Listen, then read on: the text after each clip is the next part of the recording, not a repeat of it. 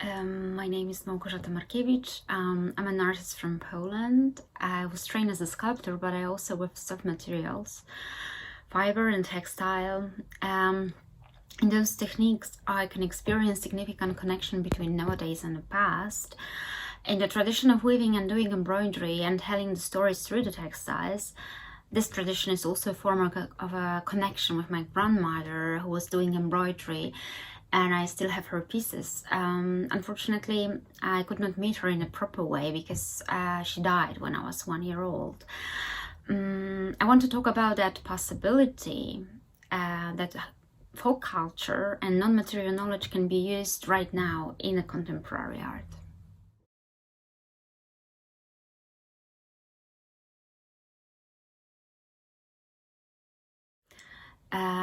In 2020, I have started my journey with Elonora Plutyńska, a professor who was working at the Academy of Fine Arts in Warsaw after the World War II.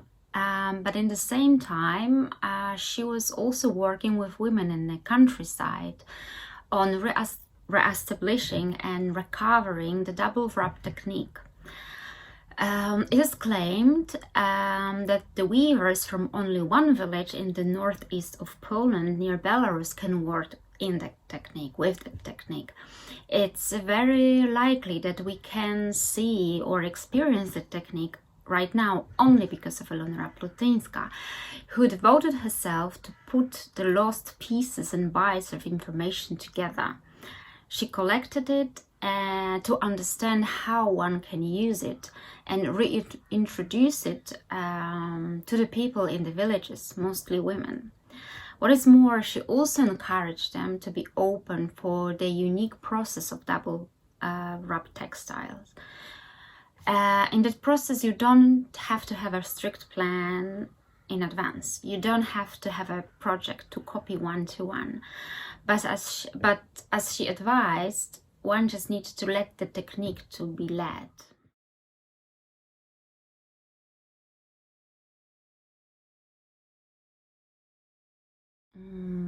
So it is also something more like weaving from your guts, from your belly.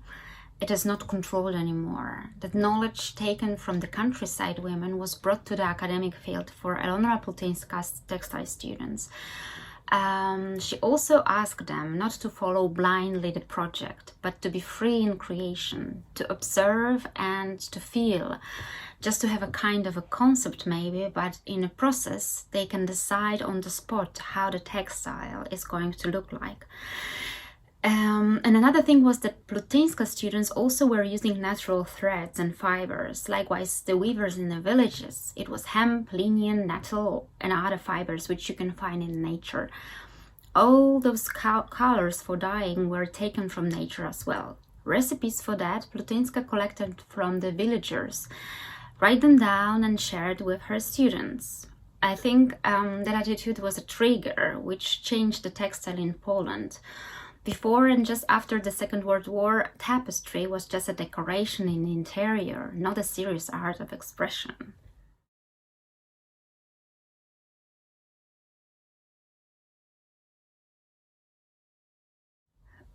It had changed during the Tapestry Biennial at Musée Cantonal des Beaux-Arts at Lausanne, Switzerland, 1962, where Polish artists were showing their tapestries.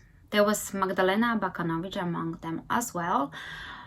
It must be said that most of the works from Western Europe presented at the Biennial was designed by the artists but made in the tapestry manufacturers, based on a strict project or a painting. The artist was not even touching fiber by her or himself.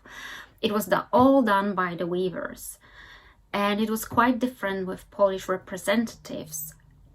They have made their own textiles by themselves, working on the spot, weaving from the guts, not controlled by eye or brain.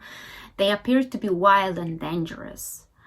Tapestries of Polish girls, who are called like that by some critics, were very groundbreaking. They show new ways and methods of weaving. The same critics postulated an ardent need to put them back on track again, since Polish girls are so disobedient. They simply claimed it is not allowed to break the rules. This story shows how female creativity can be an object of suppression. And this is what patriarchy is afraid of, that the women are somehow out of control. I think this story is super inspiring and shows the power of the tapestries, and we are their heiresses.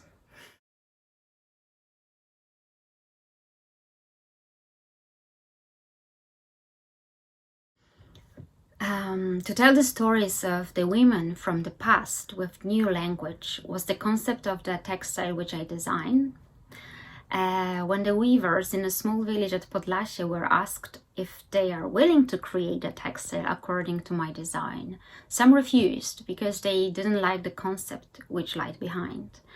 They thought changing language is not necessary, that it is a stupid topic, worthless, a big fuss about nothing. So this little community was talking for a long time about me, that crazy artist from Krakow who has this crazy concept. But luckily there was one amazing lady, Mrs. Bernarda Rost, who was really open, and she thought the project is great and she wanted to do it.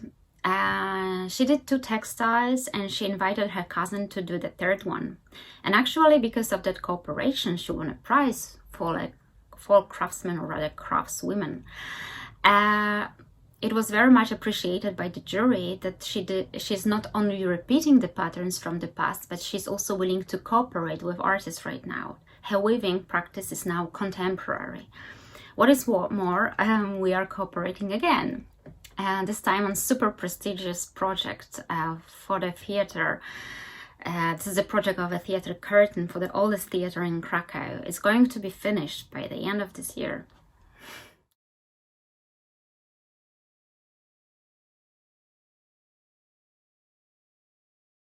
I think non-material needs to be a part of a cultural heritage, but then the definition must change. And with this, also the way of keeping that things must change.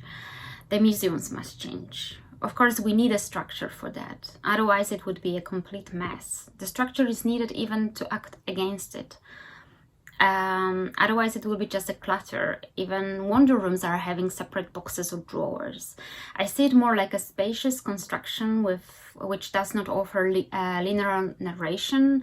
Instead of what we could just wander to explore and build and tell the stories otherwise. If you would like to learn something, if you would like to find something, you need a structure. I find it challenging, and I like structures because you can always, as I said, act against them and fight them or use them in a creative way. When it comes to my residency in Graz, it was an amazing opportunity. I encountered great openness and willingness to support my ideas here, made new friendships and meet inspiring people, made few exhibitions, and plan to do some more.